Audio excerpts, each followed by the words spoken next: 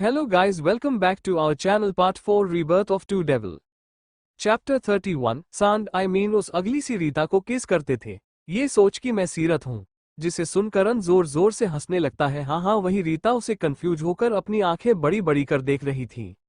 ऐसे ही करण हंसते रहता है जिसे देख रीता चिढ़ जाती है और चिढ़ से बोलती हैं पागल हो गए हो क्या। जिसे सुन करण हंसना बंद कर रीता के होठों को हल्का चूम कर बोलता है हाँ पागल हो गया हूँ, मतलब तुम सीरत से ज्यादा खुद से ही जल रही हो। रियली तुम इतनी स्टूपिड क्यों हो सनशाइन। जिसे सुन रीता चिढ़ जाती है और मुंह बनाकर बोलती है तुम हो स्टूपिड। जिसे सुन करण रीता की नाक खींच कर बोलता है वो तो दिख रहा है कौन स्टूपिड है, एंड आई डोंट लाइक सीरत। जिसे सुन रीता मुंह बनाकर बोली तो क्या उस अगली सी रीता को पसंद करते हो। जिसे सुन इस बार करण रीता को घूर कर देख बोलता है चुप, बहुत बोलती हो तुम, और जिसके बारे में बोल रही हो ना वो मेरी सनशाइन है, तो तमीज से बोलो। जिसे सुन रीता मुंह बनाकर बोली बोल तो ऐसे रहे हो जैसे तुम्हें पता हो कि वो तुम्हारी ही सनशाइन है। जिसे सुन करण के चेहरे पर मुस्कान आ जाती है, जिसे देख रीता हैरानी से बोलती है तो तुम्हें पता था। जिसे सुन करण रीता को लेकर पलट जाता है। इस वक्त रीता करण के सीने से लगी हुई थी, वो टुकुर टुकुर करण को देख रही थी। जिसे देख करण किसी आशिक की तरह बोला सनसाइन अगर ऐसे ही देखोगी ना दोबारा तुम्हें अपने नीचे दबाकर चूम लूंगा। जिसे सुन रीता का मुंह लाल हो जाता है, वो अपनी शर्म को छुपाने के लिए बोलती है तुम्हें पता था मैं हूं। जिसे सुन करण बोला तुम्हें मैं कितनी दूर से भी पहचान सकता हूं, तुमने खुद को जरूर बदल लिया था लेकिन तुम्हारे बदन की खुशबू वो तो नहीं बदली थी। जिसे सुन रीता बोली बहुत लोग सेम परफ्यूम यूज करते हैं। जिसे सुन करण बोला लेकिन I am taking about your natural smell and you know वो सबसे बड़ी बात तुम्हारे कान के पास का तिल जिसे तुम छुपा नहीं पाई, यही काफी था मुझे मेरी सनशाइन को पहचाने के लिए। जिसे सुन रीता का हाथ अपने कान पर चला गया, फिर भी वो खुद को संभाल कर बोली क्या ये बात दंश विध्वंस को भी पता है। जिसे सुन करण बोला नो यू नो ना वो पहले सीरत के अलावा किसी लड़की को नहीं देखते थे। जिसे सुन रीता कुछ नहीं बोली और आराम से करण के सीने से लग अपनी आंखें बंद कर ली। वही करण भी रीता को अपने सीने में छुपाकर सो जाता है। अगली सुबह सब अपना ब्रेकफास्ट आराम से कर रहे थे। इस वक्त रीता शर्म से लाल आराम से अपना ब्रेकफास्ट कर रही थी। वही करण के चेहरे पर भी चमक थी। वही शालू को दंश विध्वंस अपने हाथों से खिला रहे थे। तभी ममता जी दंश विध्वंस को देख बोली बच्चा आदि का काम कब तक खत्म होगा। जिसे सुन दंश बोला मॉम आई थिंक होने ही वाला होगा। तभी विध्वंस अपनी आवाज को थोड़ा सॉफ्ट कर बोलता है ही केम टुमारो। जिसे सुन ममता जी मुस्कुरा देती है। वही शालू का ध्यान रीता पर चला जाता है और वो रीता से अपनी प्यारी सी आवाज में बोलती है रीता दी। जिसे सुन रीता शालू को देख प्यार से बोलती क्या हुआ प्रिंसेस। जिसे सुन शालू पाउट बनाकर बोली आपके होठों पर चोट लग गई। वही उसकी ऐसी बातें सुन रीता का खाना सरक जाता है। वही करण बड़े गर्व से बैठा हुआ था। वही ममता जी ने भी रीता को ध्यान से देखा तो उसके होठों पर कट का निशान था। जिसे देख वो सारा माजरा समझ गई। उन्होंने एक नजर करण को देख अपना सरनामे हिला दिया। वही भानु जी और अर्थ आराम से खाना खा रहे थे। दंश विध्वंस शालू को देख बोले जान वाइफी फिनिश योर ब्रेकफास्ट। जिसे सुन शालू मुंह बनाकर बोली पहले हमें आंसर दीजिए। जिसे सुन रीता बोलती है बच्चा ये बस उसने अभी यही बोला। तभी शालू अपने आंखों में चमक लिए बोलती है हम समझ गए ये क्या हुआ है। जिसे सुन दंश सीरत को देख बोला क्या समझे आप जान। जिसे सुन शालू बोली रीता दी आपको सांड ने काटा है ना। जिसे सुन करण चीख कर बोला क्या।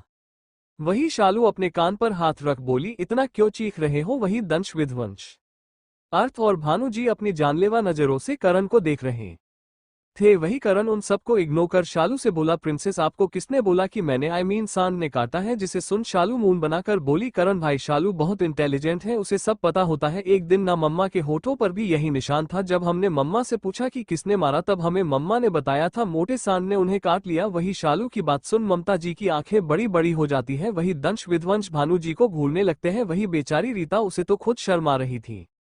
वही ममता जी को किसी के नजरों की तपिश खुद पर महसूस होती है। वो अपने बगल में देखती है जहां भानु जी ममता जी को ही घूर रहे थे। वो ममता जी के नजदीक जाकर बोलते हैं स्वीट हॉट आपको इस मोटे सांड की तगात कमरे में दिखाएंगे, ऐसी ऐसी जगह काटेंगे जिसे देख आपको अफसोस होगा आपने ये क्यों बोला। उससे पहले आपके सपूत से बात कर लेते हैं। इतना बोल वो दंश विध्वंस को देखते हैं। दंश मुंह बनाकर बोलता है डैड मेरी मोम ऐसे ही कमजोर है, आप उन्हें मत परेशान किया करो। वही विध्वंस शालू को अपनी गोदी में उठाकर बोलता है दंश लेट्स गो वाइफी लेट हो जाएगी। वही रीता भी बहाना बनाकर चली जाती है। तभी भानु जी ममता जी को अपने गोद में उठाकर कमरे में ले जाते हैं। वही अर्थ आराम से अपना ब्रेकफास्ट कर रहा था। तभी राज बोला मुझे भी रोमांस करने का मन कर रहा है चल बाय। इतना बोल वो जैसे ही जाने को होता है वैसे ही अर्थ उसकी कॉलर पकड़कर बोलता है चुपचाप यहीं रह। अर्थ आराम से खाना खाकर बोलता है अब चल। जिसे सुन बेचारे करण का मुंह बन जाता है। वो बोलता है तुझ जैसा कमीना दोस्त भगवान किसी को ना दे। चैप्टर 32 अंश सीक्रेट। अर्थ आराम से खाना खाकर बोलता है अब चल। जिसे सुन बेचारे करण का मुंह बन जाता है। वो बोलता है तुझ जैसा कमीना दोस्त भगवान किसी को ना दे। जिसे सुन अर्थ डेविल स्माइल कर बोलता है पर तुझे मिल चुका है so don't waste your time we are getting late, जिसे सुन करण चिढ़ जाता है। वही एमबी मॉडल स्कूल। आज अंश जल्दी स्कूल आ गया था, उसके चेहरे पर एक प्यारी सी मुस्कान थी। अंश एक क्लास की तरफ जा रहा था, इस वक्त उसकी हेजल आंखों में चमक थी। जैसे ही वो एक क्लास के बाहर पहुंचता है तभी उसे कुछ लोगों की हंसी की आवाज सुनाई देती है। एक लड़की एक लड़के से बोल रही थी, Kunal baby I can't believe वो सच में गे है। तभी दूसरे लड़के ने बोला, यार उसका तो छोटा शरीर देखकर भी कोई भी बता दे वो मीठा है। यू यार कुणाल तो उसके साथ 1 महीने कैसे रह लिया, जिसे सुन कुणाल एटीट्यूड में बोला, यू नो ना मैं बेट कभी नहीं हारता, बस उस बेट के कारण मुझे उस मीठे के साथ रहना पड़ा। दैट डिसगस्ट मी। तुम्हें पता है साला पहले तो मुझसे बात नहीं करता था, लेकिन मैं भी कम नहीं हूँ, बात हो गई और कल रात मैंने उसे बोला था मुझे अपने दिल की बात बतानी है। बेचारा किसी भी वक्त आता होगा साला मीठा कहीं का। मुझे तो उसकी शक्ल देखकर उल्टी आती है, एक बार बस यहाँ आ जाए फिर और मजा आएगा। वही दरवाजे पर खड़ा अंश, जिसकी आंखों से बुरी तरीके से आंसू बह रहे थे। वो फटाफट वहां से भाग जाता है और सीधा स्कूल से निकल जाता है। इस वक्त वो बुरी तरीके से रो रहा था। तभी दंश विध्वंस जो शालू को स्कूल छोड़ने आए थे, जैसे ही वो अपने छोटे से प्रिंस को ऐसे देखते हैं तो उनकी हाथों की मुट्ठी कस जाती है, लेकिन वो कुछ नहीं बोलते। थोड़ी देर बाद अंश अपने कमरे में आ खुद को बंद कर लेता है और जोर जोर से रोने लगता है और बोलता है, गॉड जी इसमें मेरी क्या गलती, अगर मुझे ऐसा बनाया गया है सबको क्यों लगता है मैं डिसगस्टिंग हूँ, मैंने तो कभी किसी को दुख नहीं दिया, फिर आज दोबारा इस दुख से सामना हुआ फिर भी मुझे बुरा क्यों लग रहा है। वो अपना चेहरा घुटने पर लगाकर रोने लगा। तभी उसे एहसास हुआ कोई उसके सर पर हाथ फेर रहा, जिस कारण वो अपनी आंसू से भरी हेजल आंखें ऊपर करके देखता है, जिसे देख उसके मुंह से निकलता है, भाई, जिसे सुन सामने दंश विध्वंस जिनकी आंखें इस वक्त खून से लाल थी। वही अंश सीधा दोनों के गले लग फूट फूट कर रोने लगता है और बोलता है, भाई मैं इतना बुरा हूँ, जिसे सुन विध्वंस अपनी आंखें बंद कर लेता है। वही दंश उसके चेहरे को पकड़ बोलता है, छोटे तुम बहुत अच्छे हो, दुनिया तुम्हें नहीं जानती। जिसे सुन अंश चिल्लाकर बोलता है, भाई कोई नहीं जानता मुझे, मैं गंदा हूँ, मैं घिनौना हूँ। जिसे सुन विध्वंस अपनी सर्द आवाज में बोलता है, शट अप छोटे, डोंट टॉक नॉनसेंस। जिसे सुन अंश बोलता है, नहीं भाई मैं कोई नॉनसेंस नहीं बोल रहा, आपको पता है I have a one secret जो किसी को भी नहीं पता। जिसे सुन विध्वंस तेज आवाज में बोलता, यू आर गे राइट। जिसे सुन अब अंश के आंखों में आंसू नहीं आते।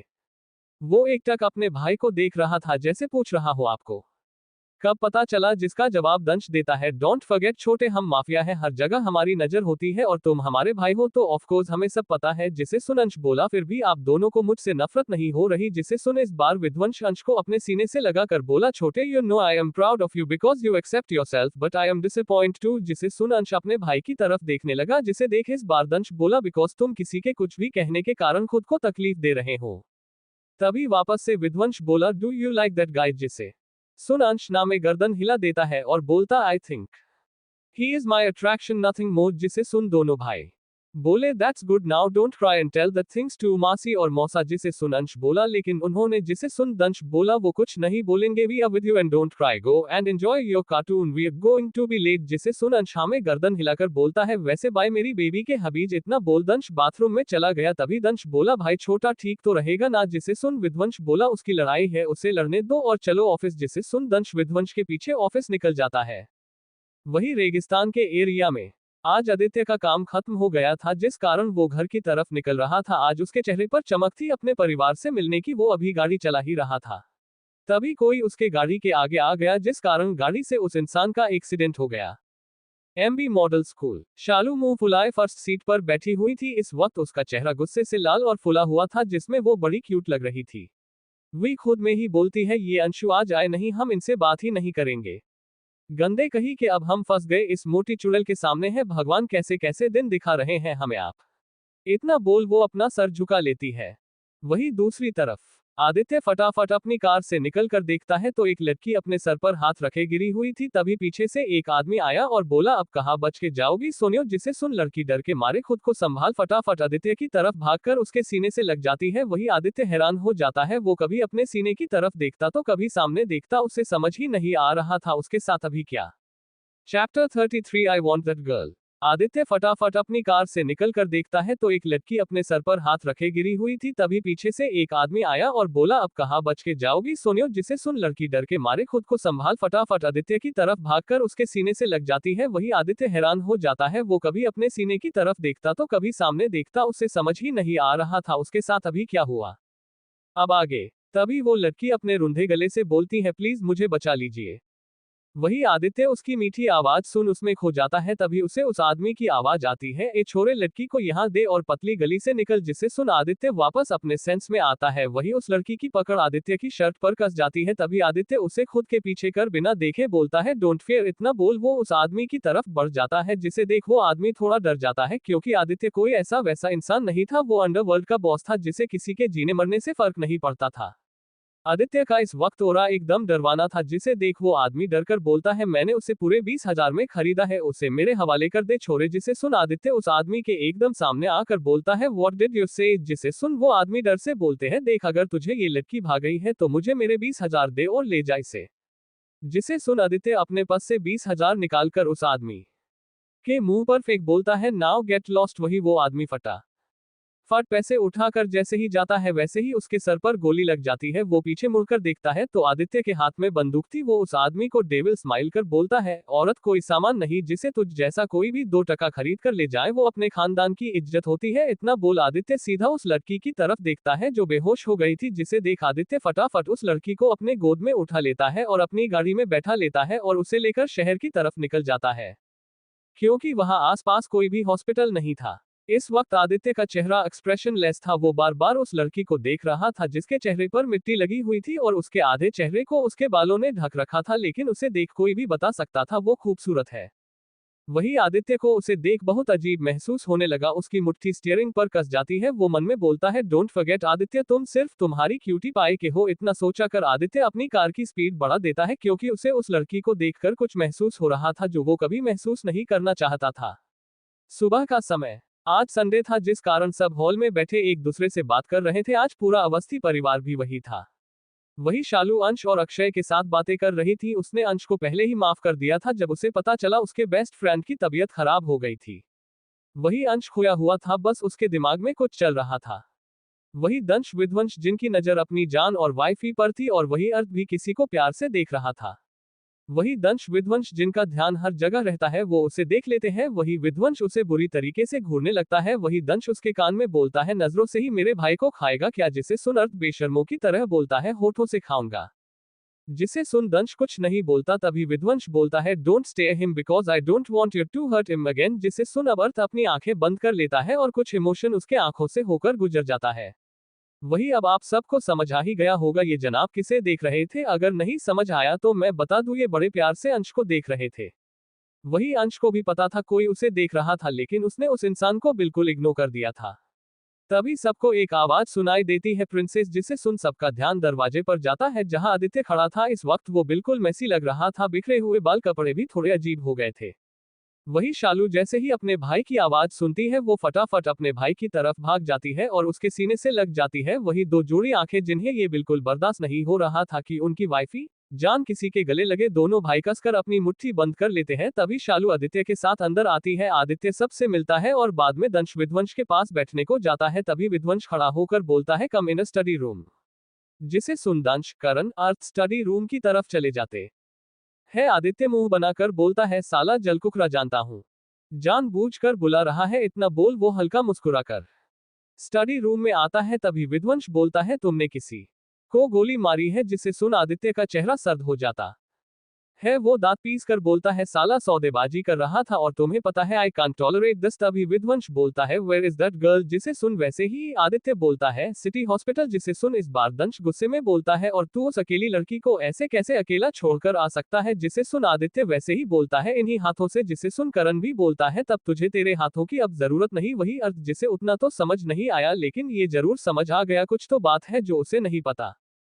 तभी आदित्य चिढ़कर बोलता है, तुम तीनों को उस लड़की पर कुछ ज्यादा ही प्यार नहीं आ रहा। जिसे सुन तीनों की आंखें छोटी हो जाती है। तभी विध्वंस कड़क आवाज में बोलता है, आई वॉन्ट दैट गर्ल। जिसे सुन अब आदित्य की मुट्ठी गुस्से में कस जाती है। अभी वो कुछ बोलता उससे पहले ही दंश बोलता, ये ऑर्डर डेविल किंग का है। जिसे सुन अब आदित्य बिना कुछ बोले गुस्से में चला जाता है, और वही शालू फटाफट दंश विध्वंस के पास आ जाती है और उन दोनों की कमर से लग जाती है। वही यही हाल अंश का भी था, वो भी करण के कमर को पकड़कर उससे चिपक जाता है। जिसे देख तीनों हैरान हो जाते हैं। वही अर्थ खा जाने वाली नजरों से अंश के हाथों को देख रहा था।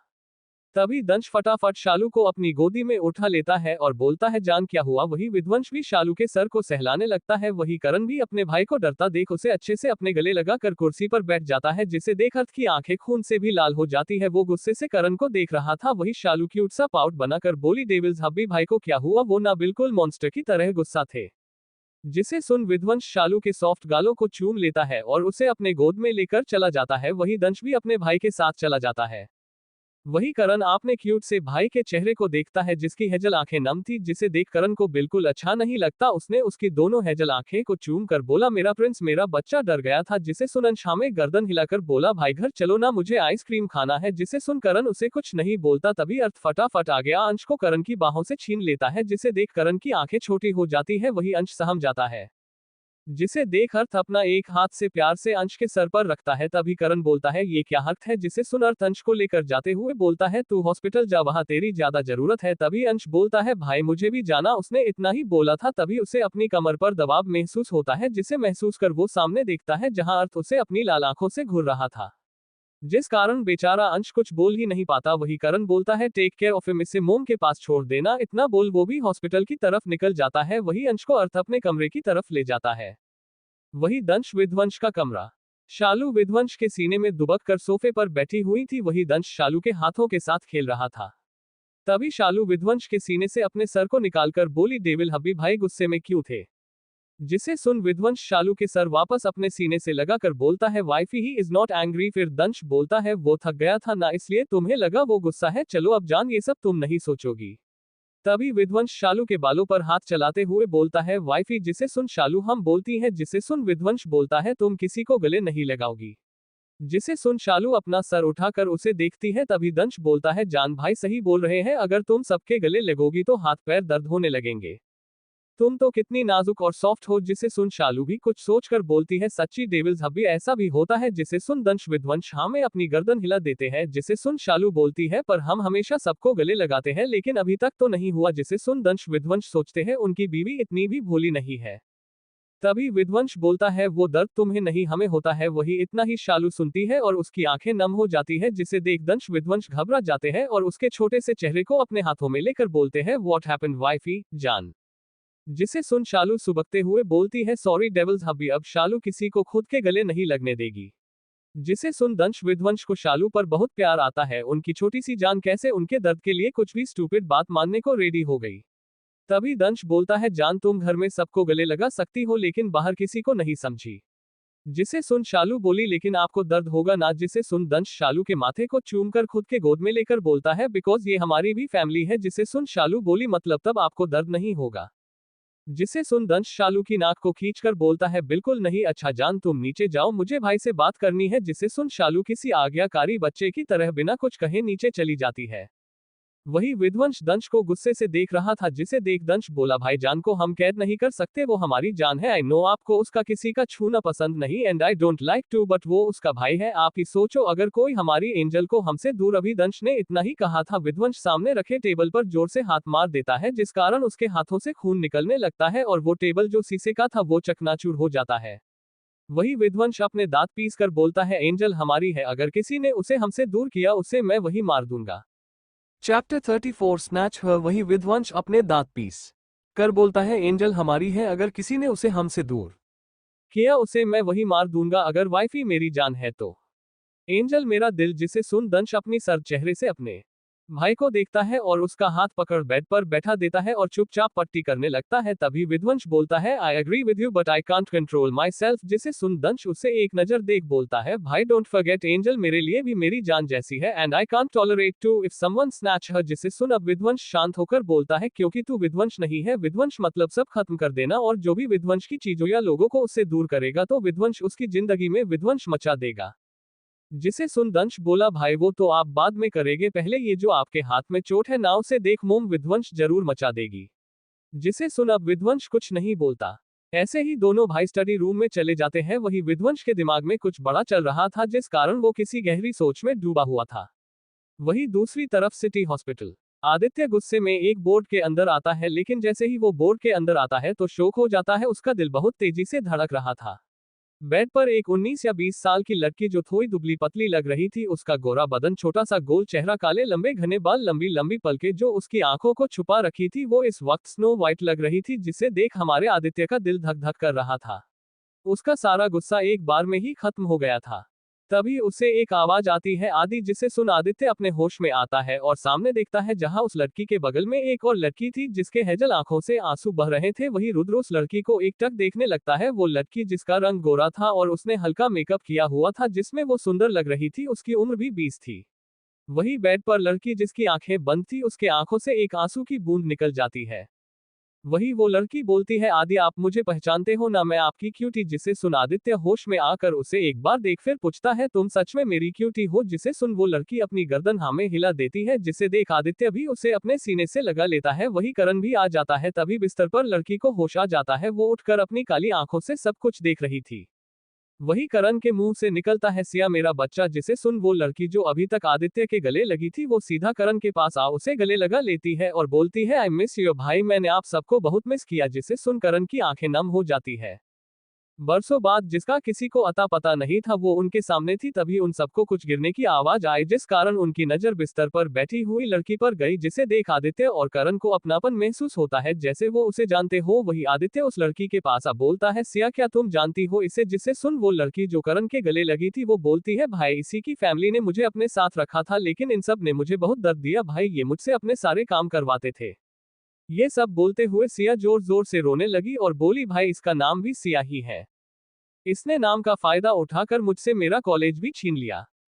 मैंने बहुत मेहनत की थी भाई। वही ये सब सुन अब आदित्य और करण का गुस्सा बढ़ जाता है। वही आदित्य फटाफट उस लड़की के पास आ उसके हाथ को टाइट पकड़कर बोलता है, तुम जैसी घटिया लड़की पर मेरी पाक सिया का नाम बिल्कुल अच्छा नहीं लगता। तुमने उसको दुख दिया है ना, अब तुम तैयार रहना, तुमने मेरी सिया से काम करवाया है ना, उसकी जगह छीनी है ना, सबका हिसाब बराबर होगा। इतना बोल आदित्य गुस्से में वहां से निकल जाता है और करण अपने बॉडीगार्ड को बोलकर उसे अपने साथ मेंशन ले जाने को बोलता है। तभी सिया बोलती है, भाई, लेकिन इन्होंने मुझे घर दिया, तो आप प्लीज उसे कुछ मत कहना। जिसे सुन करण आंखें झपका कर बोलता है, बच्चा, तू अच्छी है इसलिए बोल रही है, वरना इस जैसी घटिया लड़की को तो मैं कभी हमारे मेंशन में भी ना घुसने दूं। इतना बोल करण सिया को अपने साथ ले जाता है। वही वो लड़की बिना भाव के साथ ये सब देख रही थी। तभी कुछ गार्ड उस लड़की को अपने साथ ले जाते हैं। वही दूसरी जगह राज, जो एक बड़े से प्रोजेक्टर में कुछ देख रहा था, वो जोर जोर से हंसने लगता है और बोलता है, अब होगा असली गेम शुरू बेबी डॉल, अब आप मेरी होंगी, सिर्फ मेरी, आपकी हर सांस में राज होगा। आप राज की बेबी डॉल रहेगी, जिंदगी भर सिर्फ इस राज की रहेगी। That's my promise to you my baby doll. फिर राज गाना गाने लगाता है, जैसे वो कोई सन की हो जादू, तेरी नजर खुशबू, तेरा बदन, तू हाँ कर या ना कर, तू बनेगी बस मेरी दुल्हन। इतना बोल वो किसी पागल की तरह शालू के फोटो को सुंघने लगता है, जैसे शालू उसी के गोद में बैठी हुई थी। वही मेंशन में दंश विध्वंस जो अपना काम कर रहे थे, तभी कोई दरवाजे से चुपके चुपके उसे देख रहा था, जिसे देख दंश विध्वंस साथ में बोले, वाइफी जान अंदर आ जाओ, हमें पता है ऐसी हरकतें हमारी जान ही कर सकती है। जिसे सुन शालू जो छुपके छुपके उन दोनों को देख रही थी, वो फटाफट अंदर आदंश के गोद में चढ़ जाती है, जिसने अभी अभी अपना लैपटॉप दूसरी साइड किया था। वही विध्वंस आराम से काम कर रहा था, जिसे देख शालू की आंखें छोटी हो जाती है। वो मुंह बनाकर बोलती है, डेविल हब्बी, शालू को देखो वरना शालू आपको टकला कर देगी। वही शालू की ऐसी बातें सुन दंश हैरानी से शालू को देखता है। वही विध्वंस अपनी छोटी छोटी आंखों से शालू को देख रहा था, जिसे देख शालू अपने दांत दिखा देती है। जिसे देख दंश बोलता है, जान, ये कोलगेट का प्रचार करना बंद करो। तभी विध्वंस अपनी सर्द आवाज में बोलता है, तुम्हें ये किसने सिखाया? जिसे सुन शालू फटाक से बोली, वो ना मम्मा पापा के बालों को खींचकर बोल रही थी, आज हम आपको टकला कर देंगे, क्योंकि पापा मम्मा को इग्नोर कर रहे थे और आप भी तो क्यूट सी शालू को इग्नोर कर रहे हैं।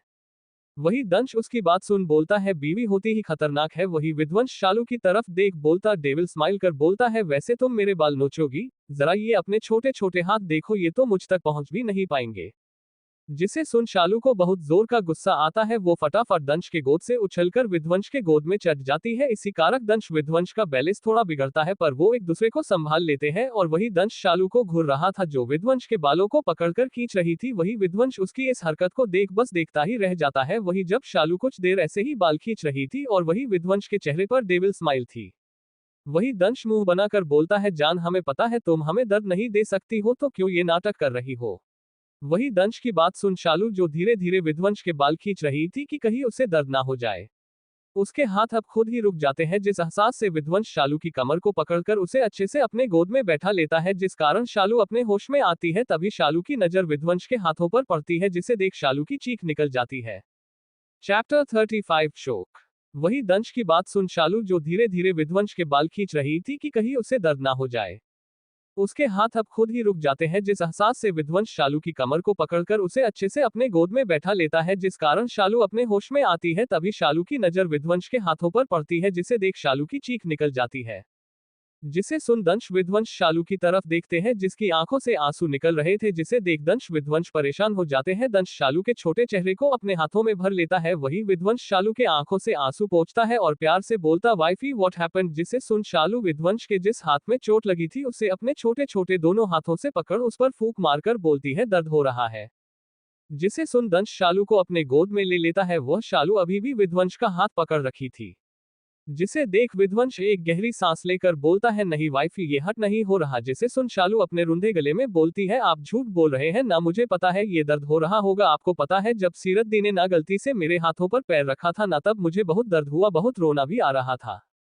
वही दंश विध्वंस जैसे ही शालू की बात सुनते हैं, दोनों का ऑरा ठंडा हो जाता है। दंश शालू के हाथों को चूमकर बोलता है, जान आप कब की बात कर रहे हो। जिसे सुन शालू बोली, जब आप यहाँ नहीं थे ना तब। जिसे सुन दंश विध्वंस की मुट्ठी कस जाती है। वही विध्वंस तो कुछ ज्यादा ही पागल हो रहा था, जो दंश को भी समझ आ रहा था। तभी शालू बोली, आपको दर्द हो रहा है। जिसे सुन दंश बोला, जान भाई सही कह रहे हैं, वो तो ये ना एक गेम है। जिसे सुन शालू हैरान होकर दंश को देख बोली, कौन सा गेम डेविल। जिसे सुन दंश बोला, जान इसमें ना आपको ऐसे दिखाना है जैसे आपको बहुत चोट लगी है। अगर आप इसमें जीत गए ना, तो आपको बहुत सारे चॉकलेट मिलेंगे, और हमें पता है हमारी जान को तो चॉकलेट कितनी पसंद है। जिसे सुन शालू अपनी नमाक से विध्वंस को देखकर बोलती है, हमें नहीं चाहिए चॉकलेट डेविल हब्बी, प्लीज ये गेम मत खेलो ना, हम आपको ऐसे नहीं देख पाएंगे। वही शालू की ऐसी बातें सुन विध्वंस शालू को खुद के गले लगा लेता है और खुद को शांत करने लगता है। वही शालू भी अच्छे बच्चे की तरह उसके सीने से लगी हुई थी।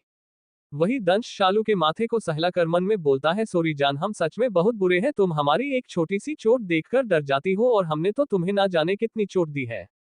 तभी उन्हें बाहर से आवाज सुनाई देती है, जिसे समझ उन्हें पता चल जाता है बाहर आदित्य आ चुका है। इसलिए दंश विध्वंस की तरफ देख बोलता है, भाई लगता है वो आ गए।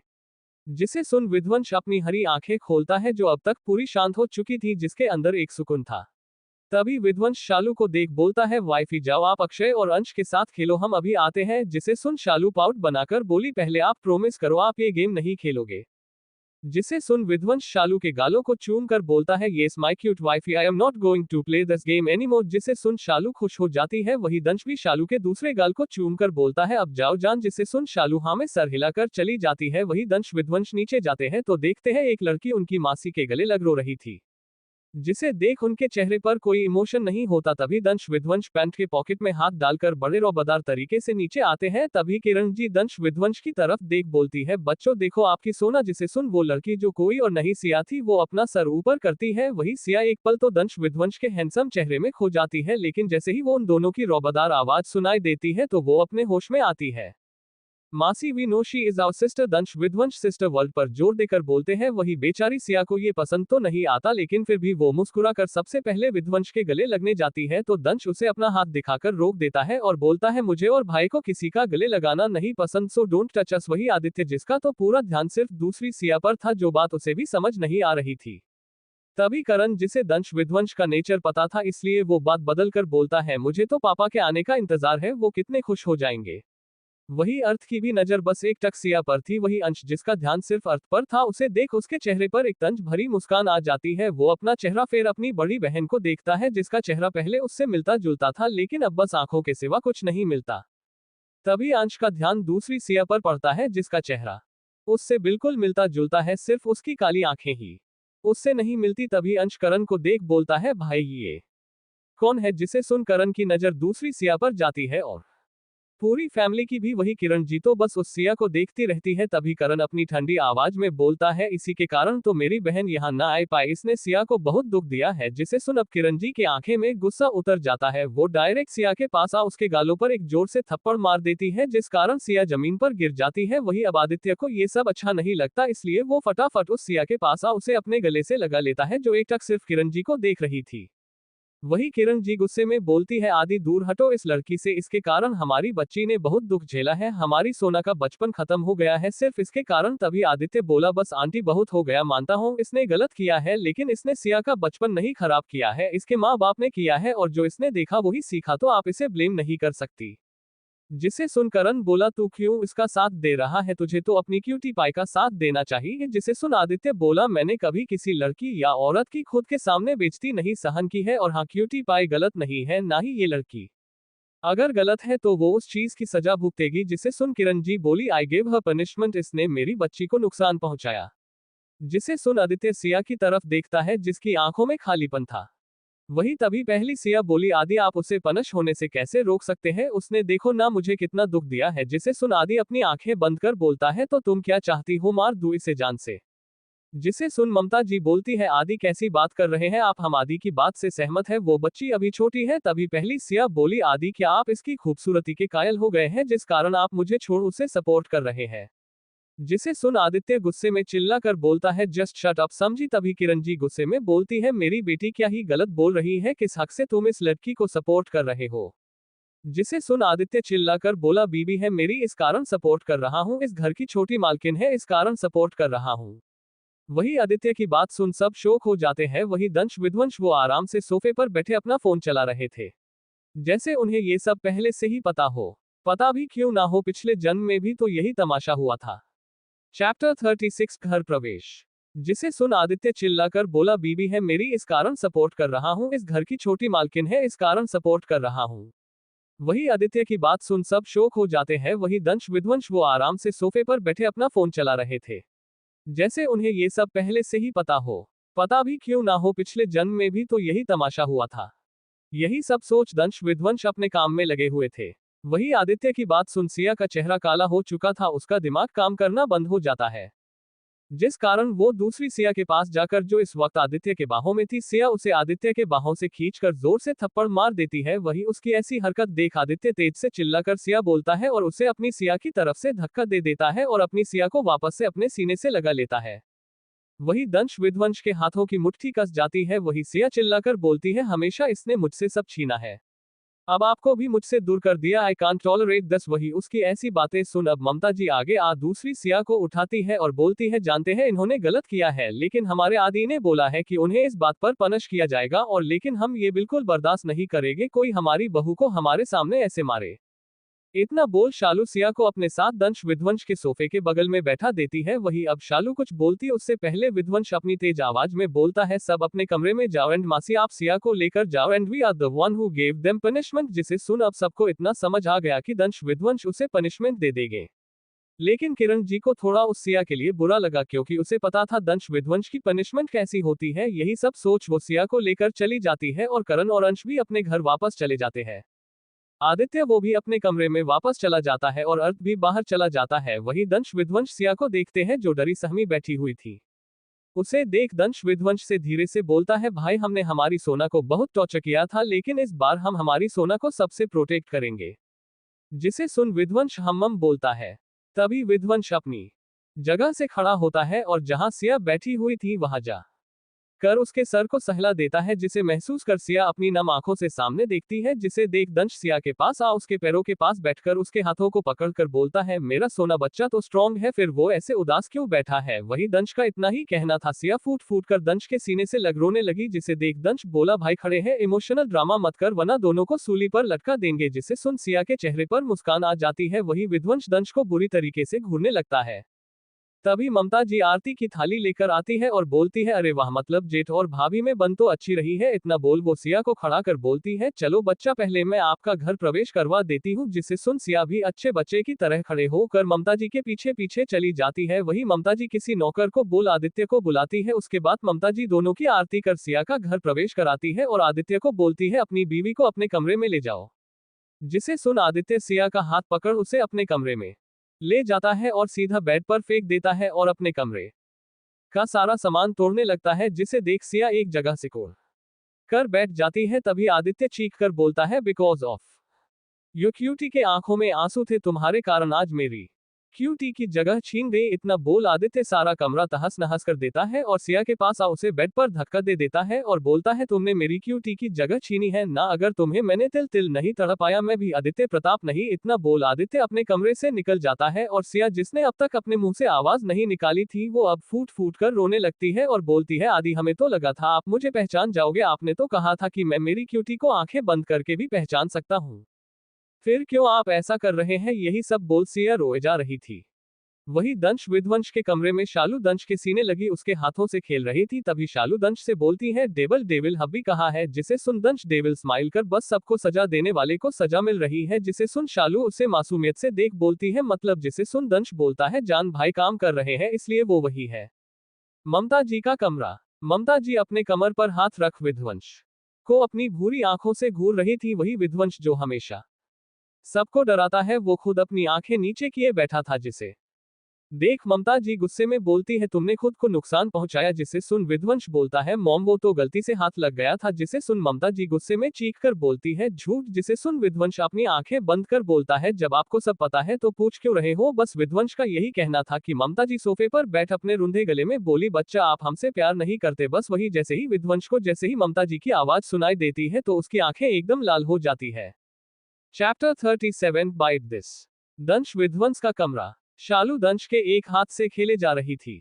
तभी दंश शालू से पूछता है जान तुम मुझे अपने स्कूल के बारे में बताओ, वहां पर तुम्हारे कितने दोस्त हैं। जिसे सुन शालू मून बनाकर बोलती है डेविल अक्षु और अंशु ना हमें किसी से दोस्ती ही नहीं करने देते। जिसे सुन दंश को अंदर से खुशी मिलती है लेकिन शालू की आगे की बात सुन दंश की आंखें छोटी हो जाती है। शालू पाउट बनाकर बोलती है आपको पता है डेविल हम तो हमेशा ही दोस्ती करना चाहते हैं सबसे, और ना वहाँ एक बहुत सुंदर लड़का भी पढ़ते हैं वो ना अक्षु के क्लास में पढ़ते हैं। डेविल आपको पता है वो आप और डेविल हब्बी की तरह सुंदर है और ना उनकी आंखें ना एकदम ग्रे। अभी शालू ने इतना ही बोला था। वही दंश जिसका अब पारा हाई हो गया था उसे सब बर्दाश्त था लेकिन अपनी जान के मुंह से किसी लड़की की तारीफ बिल्कुल भी नहीं पसंद आई। इसी कारण वो शालू को झट से अपनी तरफ खींच उसके छोटे मुलायम होठों को कैप्चर कर लेता है और बहुत सॉफ्ट तरीके से शालू के होठों को चूमने लगता है। वही बेचारी शालू उसे तो कुछ समझ ही नहीं आता उसके साथ क्या हो रहा है। वो अपनी बुरी आंखों को बड़ी किए दंश को देख रही थी जो कभी उसके अपर लिप्स तो कभी लोअर लिप्स को सक कर रहा था।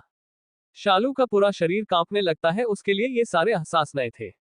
वही दंश का एक हाथ शालू के गालों को सहला रहा था तो दूसरा उसके बालों को। ऐसे ही 5 मिनट दंश शालू के होठों को चूम उससे दूर हो जाता है। वही शालू जिसकी सांसें एकदम तेज हो गई थी जिसे देख दंश जिसे किससे कोई फर्क नहीं पड़ा था वो शालू को अपने सीने से लगाकर शांत करने लगता है और मदहोशी में बोलता है जान लुक एट मी। जिसे सुन शालू उसके सीने से और अच्छे से चिपक जाती है। जिसे देख दंश शालू का चेहरा अपने हाथों से पकड़ अपने सामने करता है। वही शालू को ऐसे देख दंश और मदहोश हो जाता है। शालू का लाल चेहरा ऊपर से उसकी पलकें झुकी हुई जिसे देख दंश उसमें खो जाता है। तभी उसकी नजर शालू के लाल होठों पर पड़ती है जिसे देख दंश अपने होठों पर बाइट कर बोलता है जान क्या हुआ। जिसे सुन शालू अपना चेहरा अपने दोनों हाथों से छुपा कर बोलती है डेविल आपने शालू की फर्स्ट किस ले ली। वही शालू की ऐसी बात सुन दंश की आंखें छोटी हो जाती है। वो अब अपनी सर्द आवाज में बोलता है जान how do you know about किस। जिसे सुन शालू वैसे ही अपने चेहरे को अपने हाथों से छुपाए बोलती है वो ना शालू ने मूवी में देखा था। जिसे सुन दंश के जान में जान आई वरना पता नहीं बेचारा क्या क्या सोचने लग गया था। दंश शालू के चेहरे से उसका हाथ हटा उसके आंखों में देख उसके दोनों हाथों को चूम लेता है। उसकी ऐसी हरकत से शालू को ऐसा महसूस होता है जैसे उसके शरीर पर बिजली गिर गई हो। उसका बदन एकदम कांपने लगता है, उसके पेट में हजारों तितलियां घूमने लगती है। वही दंश शालू के होठों को अपने अंगूठे से मसल कर बोलता है जान आई वॉन्ट टू किस you one more can I. जिसे सुन शालू का दिल तेज तेज धड़कने लगता है। वो अपने होठों का पाउट बनाकर बोली नहीं ना डेविल हमें सांस नहीं आती। जिसे सुन दंश बोला जान अब पक्का सांस आएगी, मैं थोड़ी देर ही करूंगा। इतना बोल दंश शालू के होठों को फिर से अपने होठों से कैप्चर कर फिर से चूमने लगता है। वही ममता जी के कमरे में। ममता जी अपने रूंधे गले में बोलती है हाँ हम तो आपके पराए हैं ना बच्चा, हम भूल जाते है आप हमें आपकी असली मोम ही नहीं मानते। वही विध्वंस जैसे ही ममता जी की बात सुनती है वो अपनी आंखें खोल लेता है। इस वक्त उसकी आंखें एकदम खून की तरह लाल थी। वो तेज से चिल्ला कर बोलता है मॉम। जिसे सुन ममता जी विध्वंस की तरफ देखती है। जिसे देख ममता जी फटाफट विध्वंस के पास आ उसके चेहरे को अपने दोनों हाथों से पकड़कर बोलती है बच्चा क्या हुआ, आपकी आंखें इतनी लाल क्यों है। जिसे सुन विध्वंस ममता जी की कमर को पकड़ बोलता है मॉम डोंट डरे टू से कि आप मेरी रियल मोम नहीं है, you are my real mom. जिसे सुन ममता जी को अब अपनी गलती का एहसास हो जाता है इसलिए वो फटाफट अपने कान पकड़ बोलती है अच्छा बच्चा सॉरी पेंसिव फेस।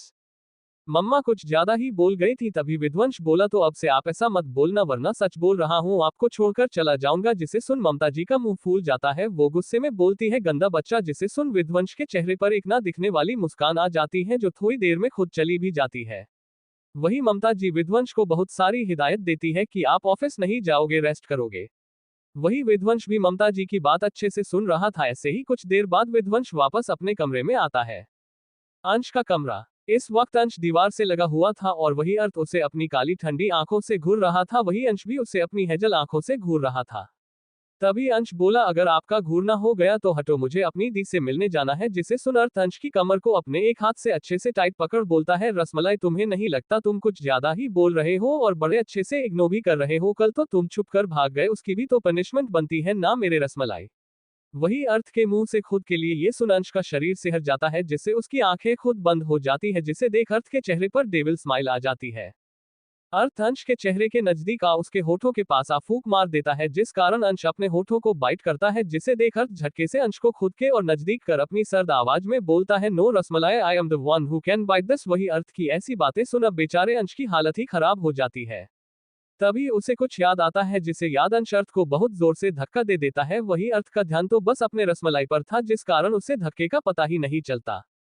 अर्थ को अंश की इस हरकत पर बहुत गुस्सा आता है। उसकी आंखें गुस्से में लाल हो जाती है। अभी वो कुछ बोलता उससे पहले अंश बोलता है, आप ही ने कहा था ना कि आपको मुझे नहीं देखना, यू हेट मी, फिर अब आप मेरे नजदीक क्यों आ रहे हो? जिसे सुन अर्थ, जिसकी आंखें अब तक लाल थी, वो बिना कुछ बोले अंश के कमरे से निकल जाता है। जिसे देख अंश का पारा हाई हो जाता है। वो गुस्से में बोलता है, I hate you mister handsome. इतना बोल वो अपना पैर पटक कर नीचे चला जाता है। वही एक क्लब में इस वक्त आदित्य पूरे नशे में टूल होता है। उसे आसपास का बिल्कुल भी होश नहीं था। उसके दिमाग में कुछ घूमने लगता है, फ्लैशबैक जब सिया बेहोश हो जाती है और वही आदित्य उसे हॉस्पिटल ले जाने लगता है, पर उसे कोई हॉस्पिटल मिलता नहीं, जिस कारण वो उसे कहीं आसपास के ही हकीम वगैरह से दिखवा देना चाहता था, क्योंकि सिया बेहोश थी। ऐसे ही रात हो जाती है। तभी आदित्य को एक डेरा दिखता है जो शायद बंजारों का था। वही आदित्य रात बिताने का सोचता है, इसलिए वो सिया को अपने गोद में उठाकर वहां ले जाता है। तभी बंजारों में जो सबका मुखिया था, वो उन दोनों को ऐसे देख अपने साथ रख लेते हैं, लेकिन सब आदित्य और बेहोश सिया को अजीब नजर से देख रहे थे। तभी एक हाकिम आती है, लेकिन उससे पहले मुखिया आदित्य से पूछता है, क्या ये थारी बिंदनी है? जिसे सुन आदित्य नामे सर हिला देता है। जिसे सुन सब अजीब अजीब बातें करने लगते हैं। जिसे समझ आदित्य खुद को सुधार कर बोलता है, ये मेरी बीवी है, ना कि कोई बिंदनी। जिसे सुन अब सब शांत हो जाते हैं, लेकिन अभी भी मुखिया को शक होता है, इसलिए वो बोलता है, अगर तुम सच बोल रहे हो तो अभी इसी वक्त अपनी बिंदनी से दोबारा शादी करो। वैसे भी हमारे यहाँ एक शादी हो रही है, दूसरी तुम्हारी हो जाएगी। पहले तो आदित्य इस बात को नहीं मानता, लेकिन सिया की तबीयत के बारे में सोच वो मान जाता है और सिया से उसकी वैसे ही शादी हो जाती है। तभी हाकिम सिया को एक काढ़ा पिला देती है, जिससे उसे धीरे धीरे होश आने लगता है। चैप्टर 38 सावर ग्रेप्स। यही सब जब आदित्य को याद आता है, वो और पीने लगता है और बोलता है, उसके साथ मुझे क्या हो जाता है, क्योंकि मैंने शादी, इसमें तो उसकी भी गलती नहीं थी, फिर भी मैंने उससे शादी की। यही सब सोच आदित्य और पीने लगता है। दूसरी तरफ चेक मार्क। विध्वंस जैसे ही कमरे में आता है, वैसे ही उसकी आंखें छोटी हो जाती है। सामने दंश शालू से लिपट कर उसके होठों को चूम रहा था। वही शालू अपने हाथ पैर इधर उधर पटक रही थी। वही दंश, जिसे विध्वंस की प्रेजेंस फील हो रही थी, लेकिन उसे तो अभी अपनी जान की तलब लगी हुई थी। तभी विध्वंस अपनी सर्द आवाज में बोलता है, दंश व्हाट आर यू डूइंग? जिसे सुन दंश शालू को खुद से अलग करता है। उसे लगा अब तो उसका भाई पक्का उसकी अच्छे से वॉट लगाएगा। वही शालू जो खुद की सांसों को समेट रही थी।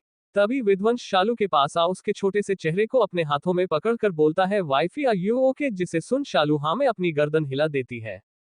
तभी विध्वंस दंश को एक बार घूरकर शालू के छोटे से होठों को अपने मुंह में ले लेता है और उसे सक करने लगता है। वही बेचारी शालू शोक में चली जाती है और वही दंश का भी हाल बिल्कुल शालू की तरह था। वो भी हैरानी से अपने भाई को देखता है, लेकिन एक सेकंड में वो खुद को नॉर्मल कर बालकनी में चला जाता है।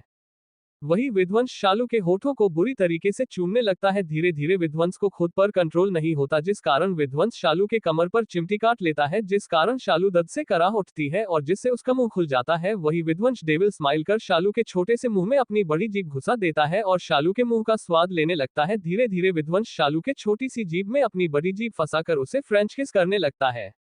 वही बेचारी शालू, वो तो सदमे में चली जाती है। उसे समझ ही नहीं आता उसके साथ क्या हो रहा है। इसी कारण उसे सांस लेने में दिक्कत होने लगती है, जिसे महसूस कर विध्वंस शालू के होठों को छोड़ उसके छोटे से चेहरे को अपने हाथों से पकड़ लेता है और वही शालू गहरी गहरी सांसें लेने लगती है।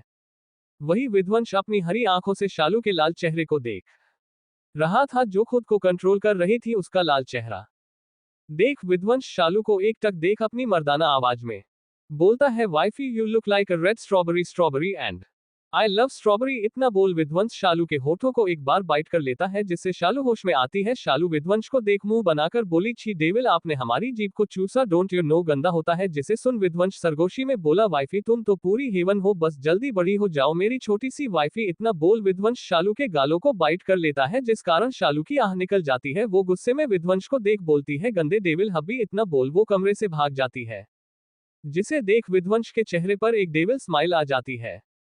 वो अपने चेहरे को मसल कर बोलता है, शशशश उफ, कयामत हो वाइफी, तुम कयामत, तुम मेरी हुस्न परी हो। तुम्हें देखकर ही कंट्रोल खत्म हो जाता है। तभी दंश वहां आकर बोलता है, भाई बड़े नोटी हो रहे हो। वही दंश की बात सुन विध्वंस उसे अपनी छोटी आंखों से घूर के देख बोलता है, I saw how you are kissing wifey. जिसे सुन दंश सकप का जाता है। वही बेचारे दंश को ये नहीं पता था, उसका कोल्ड क्रूल हार्टेड भाई उससे भी ज्यादा रोमांटिक हो जाता है। वही दंश डेविल स्माइल कर बोलता है, तो मोम की डांट कैसी लगी भाई। जिसे सुन विध्वंस डेविल स्माइल कर बोलता है, सेम वाइफी के फ्रेंच किस की तरह, उफ कमाल। वही दंश विध्वंस को घूर कर देख बोलता है, भाई वो छोटी बच्ची है and you are behaving like Rita. के तरीके से कहूं तो छीचोरे। जिसे सुन विध्वंस दंश को घूर बोलता है, you know what every fox said, grapes are sour. इतना बोल विध्वंस डेविल स्माइल कर नीचे चला जाता है। वैसे ही डिनर का टाइम हो गया था, उसके पीछे दंश भी नीचे चला जाता है। इस वक्त भानु जी, ममता जी, शालू जो सोना से बात करने में लगी थी, वही इस वक्त सोना के चेहरे पर मुस्कान थी। दंश विध्वंस भी अपनी जगह पर बैठ जाते हैं और साथ में बोलते हैं, वाइफी जान आओ डिनर कर लो। जिसे सुन शालू अपने आंखों में चमक लिए बोलती है, डेविल्स हब्बी, शालू आज भाभी माँ के हाथों से खाएगी। ये बात दंश विध्वंस अपनी बहन और अपनी बीबी के कारण मान जाते हैं। वही इस वक्त टेबल पर ना तो आदि था ना ही अर्थ। जिसे देख ममता जी बोलती है, दोनों गधे पता नहीं कहाँ मर रहे हैं। जिसे सुन भानु जी बोले, स्वीट हार्ट तुम डिनर करो अपना। वही सोना का कुछ खाने का दिल नहीं था, लेकिन शालू उसे अपने छोटे हाथों से खिला रही थी, जिस कारण सोना उसके हाथ से खाकर मन में बोली, भगवान मेरा बेटू भी बच्चा की तरह मासूम है, उसकी रक्षा करना। वही दंश विध्वंस को अब सोना से जलन भी हो रही थी, शालू बड़े प्यार से जो उसे खिला रही थी। वही हमारे हीरो जल जल के कोयला हो जाते हैं, लेकिन बोलते कुछ नहीं है, क्योंकि उन्हें भी पता था अभी सोना को शालू की कितनी जरूरत है, इसलिए वो चुपचाप सब देख रहे थे। ऐसे ही सब डिनर कर अपने अपने कमरे में सोने चले जाते हैं। वही शालू बहुत थक जाती है, जिस कारण बेड पर पड़ते ही वो गहरी नींद में चली जाती है। वही दंश विध्वंस भी शालू को खुद की बाहों में कैद करके बोलते हैं, आज के बाद तुम्हें सब कुछ मिल जाएगा। इतना बोल दोनों सो जाते हैं। और दूसरी तरफ सोना, जिसे बस अपने आदि की टेंशन हो रही थी, तभी दरवाजा एक बार में खुल जाता है। चैप्टर 39, सोना की हालत। दूसरी तरफ सोना, जिसे बस अपने आदि की टेंशन हो रही थी, तभी दरवाजा एक बार में खुल जाता है।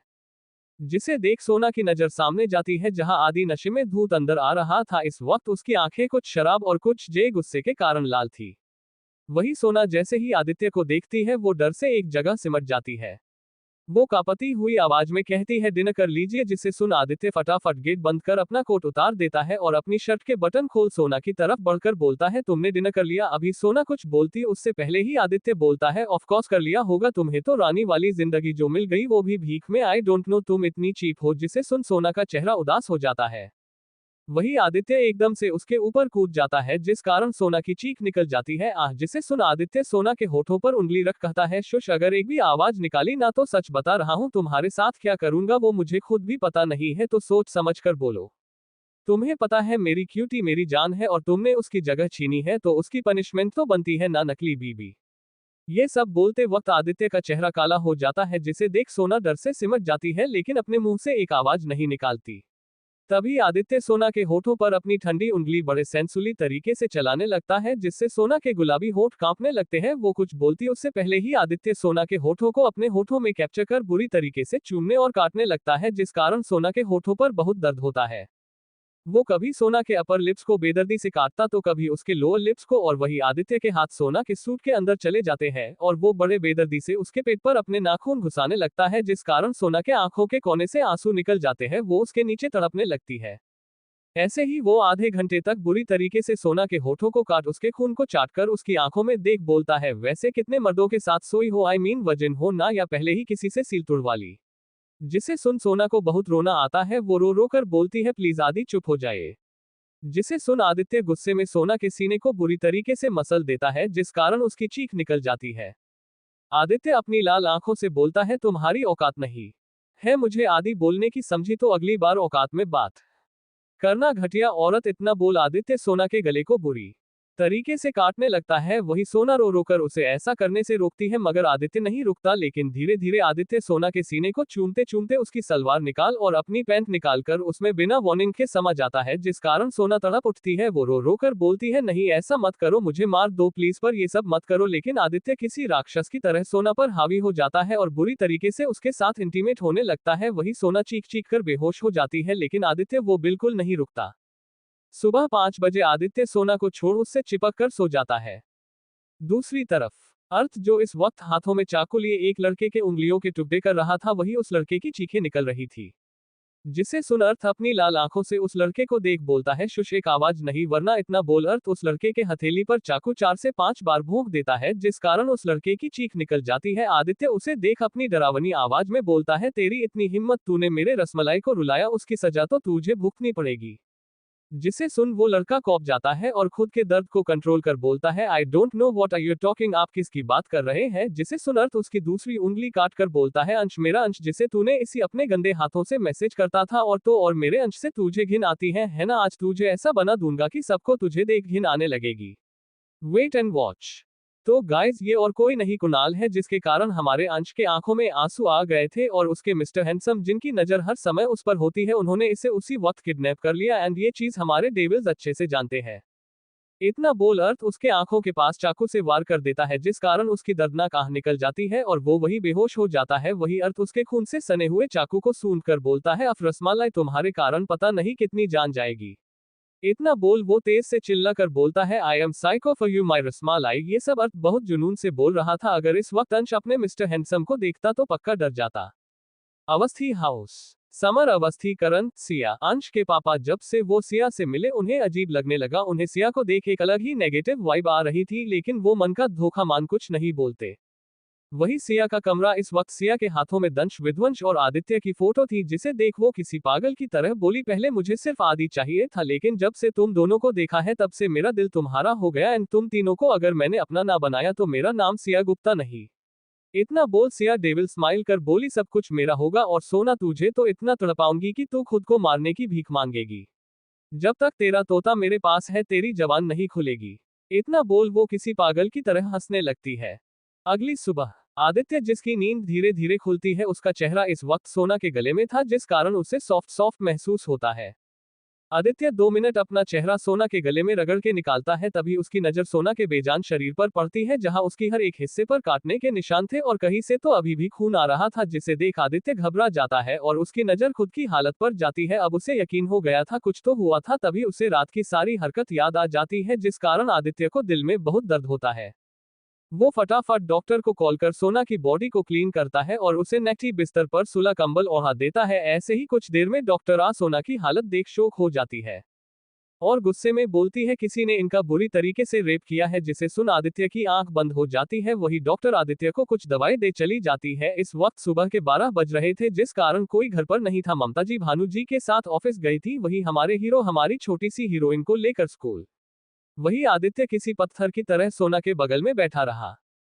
दूसरी तरफ आज हमारी क्यूट सी शालू अंश से बातें कर रही थी, तभी वहां अक्षय आया और दोनों की तरफ देख बोला, चलो लंच करने। जिसे सुन दोनों बड़े आराम से अक्षय के साथ चले जाते हैं। वही कैंटीन में शालू जैसे ही सामने देखती है तो उसकी आंखें तारों की तरह चमक जाती है। वो अक्षय से पूछती है, अक्षु ये कौन है। जिसे सुन अक्षय शालू को सामने की तरफ इशारा करता है, जहां एक हैंडसम सा लड़का बैठा हुआ था, जो आराम से अपने फोन में कुछ कर रहा था। उसे आसपास का बिल्कुल भी होश नहीं था। उसके हाथ लगातार फोन के स्क्रीन पर चल रहे थे। उसकी ग्रे आंखें इस वक्त एकदम ठंडी थी। वही उसका एक अलग ही ओरा था, जिस कारण लोग उससे अट्रैक्ट हो रहे थे। बेबी, ये मेरा बेस्ट फ्रेंड अग्नि है। जिसे सुन शालू अपनी टिमटिमाती आंखों से बोली, अब आप हमारी इनसे दोस्ती कराओगे ने। जिसे सुन अक्षय नामे गर्दन हिलाकर बोलता है, अच्छा चलो कराता हूं दोस्ती। इतना बोल तीनों कुर्सी पर बैठ जाते हैं। वही अग्नि को खुद पर किसी की नजरों की तपिश महसूस होती है, जिस कारण वो अपनी ग्रे आंखों से शालू को देखता है, जो उसे अपनी टिमटिमाती आंखों से देख रही थी। जिसे देख अग्नि मुस्कुराकर बोलता है, हेलो प्रिंसेस। जिसे सुन शालू उसके पास आकर उसके हाथों को पकड़कर बोलती है, क्या आप हमारे भाई बनोगे। जिसे सुन अग्नि अक्षय को देखता है जो उसे रिक्वेस्ट कर रहा था मान जा यार, जिसे देख अग्नि हमें गर्दन हिलाकर बोला yes princess you are now Agni की लिटिल सिस्टर। तभी अंश बोला भाई मुझसे तो बात करने में आपने 2 दिन लगाए थे। जिसे सुन अग्नि मुंह बनाकर बोला तो थोड़े नखरे करना मेरा हक है, you know I love tantrums. जिसे सुन अंश मुंह बना लेता है। अग्नि सिंह ये एक बड़े बिजनेसमैन के बेटे हैं और इनकी उम्र अभी 18 साल है, सेम अक्षय की तरह। हाइट 6.5, गोरा रंग, ग्रे आंखें, गुलाबी होठ। इनकी थोड़ी सी हिंदी वीक है क्योंकि ये अमेरिकी से अभी कुछ समय पहले ही आए हैं। इनकी मोम अंग्रेज है और डैड इंडियन। ये इकलौते बेटे हैं। ये अपने दोस्तों और फैमिली के लिए बहुत सॉफ्ट है लेकिन बाहर के लोगों के लिए भी नॉर्मल है, लेकिन इनके खुद के भी बहुत राज है जो अक्षय के अलावा किसी को नहीं पता। उसे अपने दोस्त के उस साइड से बहुत डर लगता है। ऐसे ही सब अपना खाना खा वापस अपने क्लास में चले जाते हैं।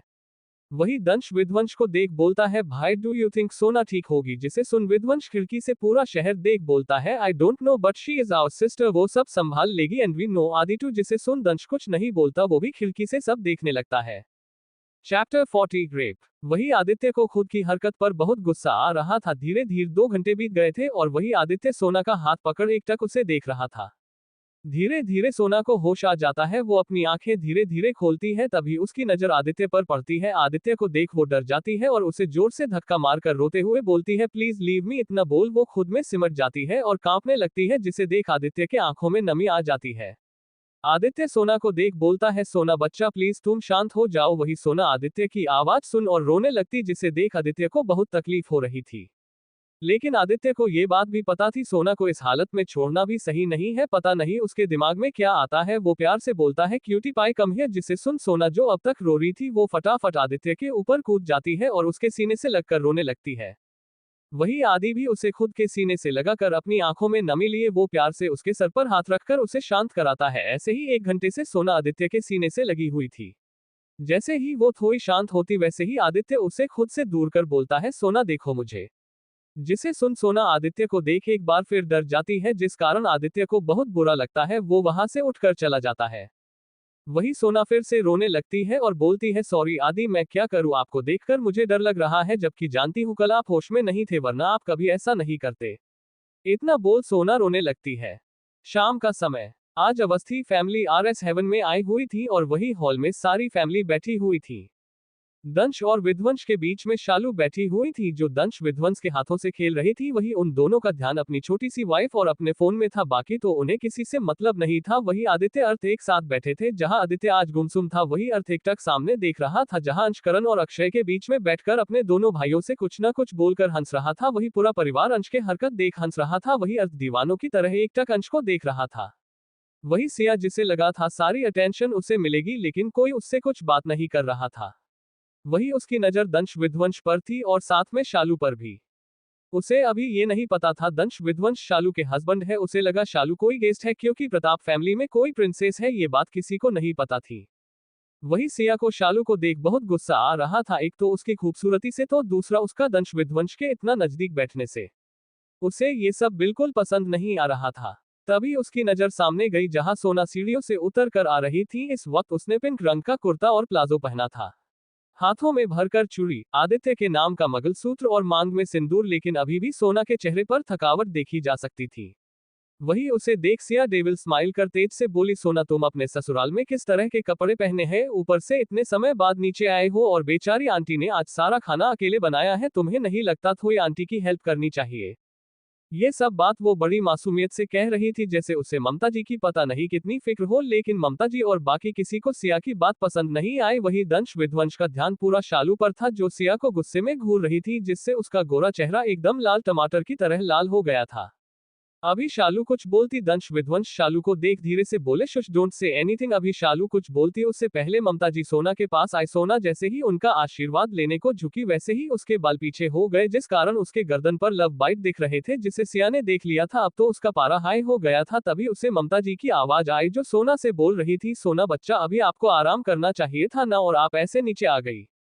जिसे सुन सोना धीरे से बोली माँ अभी मैं ठीक हूँ। जिसे सुन ममता जी कुछ बोलती उससे पहले सिया बोली हाँ आंटी इसे कैसे कुछ हो सकता है, गरीबी से लौट कर आई है और अब इतने मजे कर रही है, इससे कुछ भी नहीं हो सकता।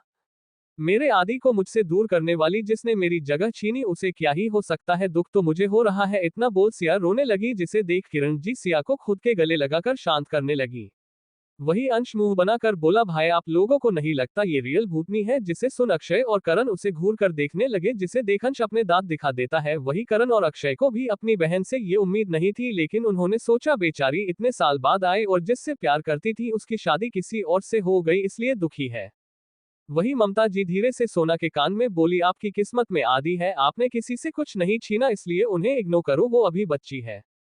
जिसे सुन सोना मुस्कुरा देती है। वैसे भी सोना का दिमाग कल रात के कारण शोक में था, इसलिए उसे सिया की बात पर ध्यान ही नहीं दिया जिसे आदि समझ रहा था।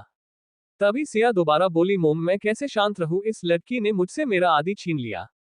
इस जैसी प्रोस्टिट्यूट। अभी वो और कुछ कहती आदि तेज आवाज में बोला, शट योर माउथ वरना यही जिंदा गाड़ दूंगा। आदि इस वक्त गुस्से से पागल हो रहा था, उसका शरीर गुस्से से कौप रहा था। वही उसे इतने गुस्से में देख सब डर गए। शालू दंश विध्वंस के सीने में डर के मारे छुप गई और वही अंश करण के गोदी में चढ़ उसके शर्ट के अंदर अपना सर घुसा लिया। वही अक्षय ने अंश के कान पर हाथ रख दिया और वही अर्थ भी गुस्से में पागल हो रहा था। उसका रसमलाई कैसे करण से चिपका है और उसके शर्ट में अपना चेहरा घुसा रखा है, यहाँ ये सब तमाशा हो रहा है। वही अर्थ को तो अलग ही जलन मच रही है। वही दंश विध्वंस शालू को लेकर अपने कमरे में आ जाते हैं बिना किसी की परवाह किए, और भानु जी ने भी अपनी स्वीट हार्ट को और सोना को खुद के गले लगा लिया था। जिसे देख सोना, जो आदित्य के गुस्से को देख उसे कल का नजारा याद आ रहा था, इसलिए वो कौप रही थी, लेकिन खुद को किसी के बाहों में महसूस कर वो शांत हो जाती है और सामने देखती है जहां आदित्य गुस्से में सिया को बोलता है, यू नो व्हाट, तुम बदल चुकी हो, तुम मेरी क्यूटी पाई हो ही नहीं सकती, she is diamond and you are a plastic. और क्या बोला तुमने? तभी किरण जी हिम्मत कर बोली, बेटा। तभी आदित्य बोला, बस आंटी, आई कांट टॉलरेट कि कोई भी ऐरा गैरा मेरी बीवी को कुछ भी बोलकर चला जाए। पहले भी कहा था, वो इस घर की छोटी मालकिन है और मेरी पत्नी मेरा आधा हिस्सा, अगर उसके लिए कोई गलत वर्ड बोले ना वही जान ले लूंगा। तभी किरण जी बोली, बट इसके कारण मेरी बेटी को बहुत दुख हुआ है, इसलिए वो सब बोल रही है। जानती हूँ अभी इसने गलत बोला क्योंकि वो तुमसे प्यार करती है। जिसे सुन आदित्य जोर जोर से हंसने लगता है और बोलता है, गलत? अरे आपकी बेटी ने जितना गलत नहीं सहा ना, उससे ज्यादा मेरी बीबी ने सहा है। वही दंश विध्वंस शालू को सुला कर रेलिंग पर खड़े होकर आदित्य को बिना भाव के देख रहे थे। तभी आदित्य आगे बोलता है, अरे कम से कम आपकी फैमिली आपकी बेटी के साथ है, लेकिन मेरी बीबी की किस्मत देखो, जिसके साथ शादी हुई, जिसने इसकी रक्षा करने की कसम खाई थी, उसी ने उसके साथ जबरदस्ती किया और उसका बुरी तरीके से रेप किया। जिसे सुन सारी फैमिली शोक हो गई। वही सिया का चेहरा चमक गया। वही सोना के आंखों में फिर से आंसू आ गए। वही ममता जी भानु जी को खुद से छुड़वा लेती है और वही भानु जी सोना को खुद के गले लगा कर बोलते हैं, बच्चा सॉरी। जिसे सुन सोना फुट फुट कर रोने लगती है।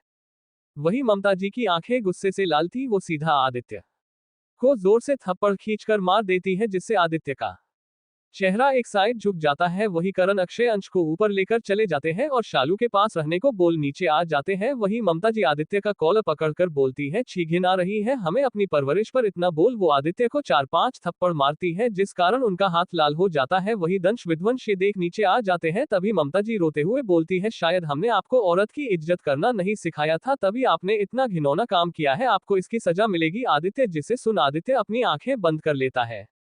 उसकी मम्मा ने कभी उसे आदित्य नहीं बुलाया, जिस कारण अब आदित्य को डर लगता है। वही ममता जी की आगे की बात सुन सबकी सांसें अटक जाती है। वही सोना भी रोना बंद कर ममता जी को डर से देखती है, जहां ममता जी बोलती है, आज से आप हमारे बेटे नहीं, हम ममता भानु प्रताप सिंह आपसे सारे रिश्ते तोड़ते हैं और अपनी गंदी परवरिश के लिए खुद को 100 कोड़े की सजा सुनाते हैं। वही उनकी बात सुन सब हैरान हो जाते हैं। ममता जी जैसे ही चाबुक उठाती है वैसे ही दंश उनका हाथ पकड़ लेता है, जिसे देख ममता जी बोलती है, नहीं आज आप हमें नहीं रोकेंगे दंश। तभी विध्वंस उन्हें पीछे से बेहोश कर देता है और अपने गोद में उठाकर सोफे पर बैठा देता है।